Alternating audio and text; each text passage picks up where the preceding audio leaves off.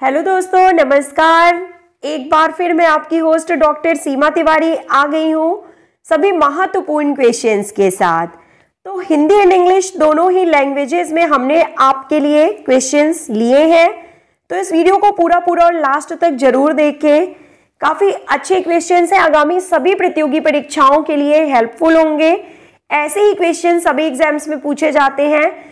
तो शुरू करते हैं क्वेश्चन नंबर 1 के साथ। And it is asking that the inverted U hypothesis is the earliest model to explain the relationship between athletic performance and, यानी कि जो inverted U hypothesis है, यानी कि उल्टा U hypothesis है, तो यह जो होता है ये एक मॉडल है। तो ये क्या एक्सप्लेन करता है? एथलेटिक दर्शन के बीच संबंधों को समझाने के लिए सबसे पुराना मॉडल है, जो कि संबंध दर्शाता है किसके बीच में, यानी कि एथलेटिक परफॉर्मेंस और किसके बीच में संबंध को दर्शाया जाता है। ये क्वेश्चन में पूछा गया है।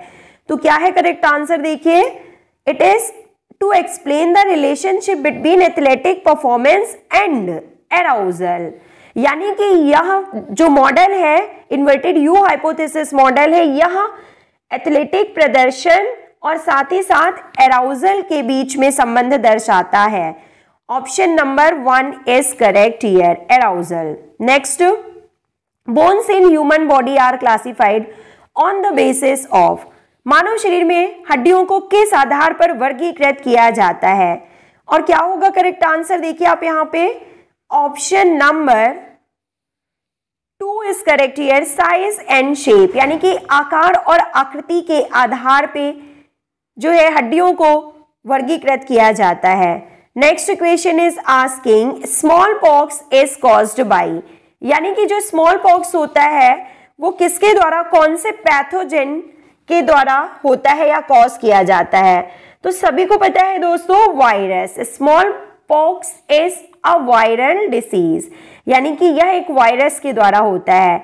Next question, the components of wellness include all except, यानी कि जो वेलनेस के कंपोनेंट्स में इन चारों में से 3 को शामिल किया जाता है, और एक ऐसा कौन सा ऑप्शन है जिसे शामिल नहीं किया जाता?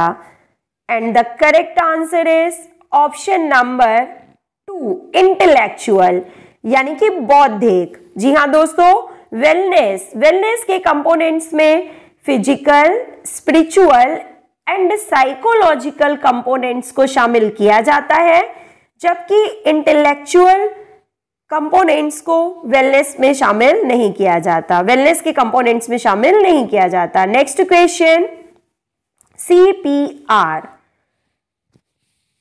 when administering CPR what is breath to compression ratio?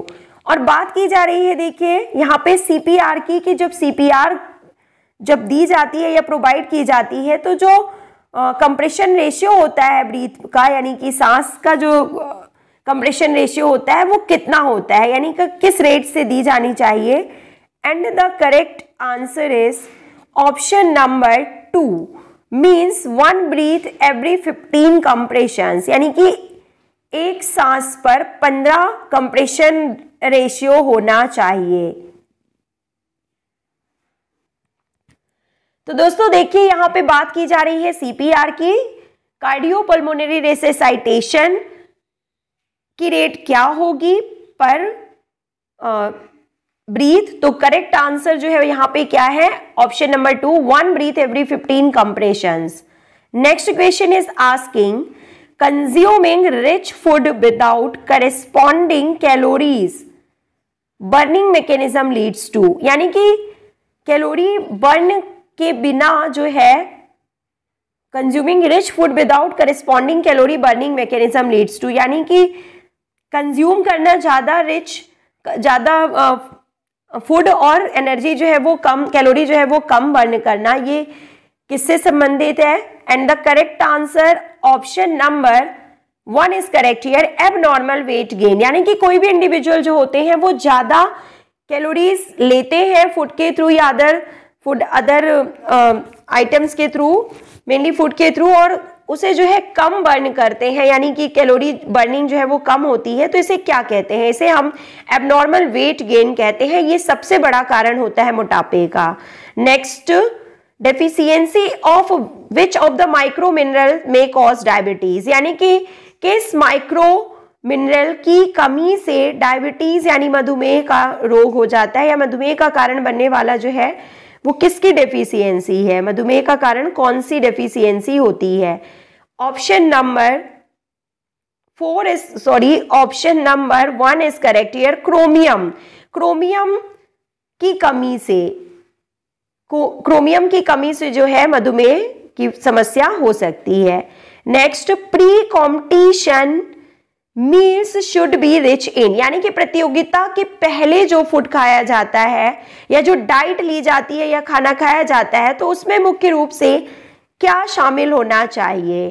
Correct answer, carbohydrate. क्यों? क्योंकि carbohydrate and fats energy giving food होते हैं, लेकिन जो मेनली जो एनर्जी गिविंग फूड होते हैं वो होते हैं कार्बोहाइड्रेट। तो प्रतियोगिता से पहले जो खाना खाते हैं उसमें कार्बोहाइड्रेट की मात्रा शामिल होनी चाहिए, ज्यादा होनी चाहिए। Next, carbohydrate loading used by athletes means, यानी कि कार्बोहाइड्रेट लोडिंग जो कि एथलीट्स के द्वारा किया जाता है उससे क्या मतलब है, क्या समझते हैं आप? Correct answer, storing energy in muscles, यानी कि मांसपेशियों में ऊर्जा भंडारण यानी एनर्जी स्टोर करना होता है कार्बोहाइड्रेट लोडिंग का मतलब। A teacher is expected to do all except, यानी कि एक टीचर जो है वो उसे सब कुछ करने की उससे एक्सपेक्टेशन होती है सिवाय, यानी क्या नहीं करना चाहिए टीचर को, या टीचर से किस चीज की एक्सपेक्टेशन नहीं की जाती? Option number 4 is correct here, taking interest in politics, यानी कि पॉलिटिक्स करना, स्टूडेंट्स के बीच में मतभेद करना या किसी भी तरह की पॉलिटिक्स में भाग लेना, एक टीचर से ऐसा एक्सपेक्टेशन नहीं होता है।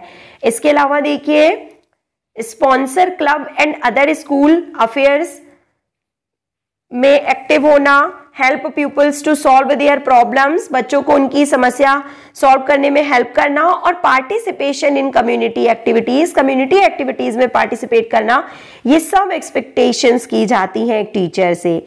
Next equation, sunlight is a source of, यानी कि सनलाइट किसका एक अच्छा सोर्स है?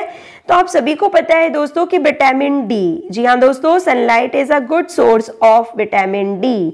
Next equation, Hopman cup is related to, यानी कि हॉपमैन कप किस खेल से संबंधित है?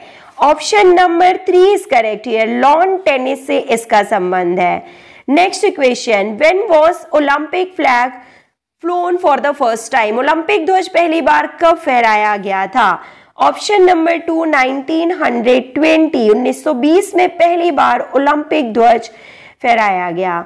नेक्स्ट, ओलंपिक एम्बलम सिंबलाइजेस, यानी कि ओलंपिक एम्बलम जो होता है वो किस चीज का प्रतीक होता है? Option number 1 is correct here, cooperation and friendship, यानी कि सहयोग और भाईचारे की भावना का प्रतीक होता है Olympic emblem. Next equation, intramural programme creates in students the sense of, यानी कि जो इंट्राम्यूलर प्रोग्राम्स होते हैं वो स्टूडेंट्स में किस भावना का विकास करते हैं? और क्या होगा करेक्ट आंसर? देखिए, option number 1 and 4 is correct here, यानी कि option number 2 is correct here. 1 and 4 means mass participation और साथ ही साथ मैक्सिमम इन्वॉल्वमेंट, यानी कि ज्यादा से ज्यादा भागीदारी या इन्वॉल्वमेंट पे फोकस होते हैं intramural programmes. Intramural programmes creates the sense of mass participation and maximum involvement of individual.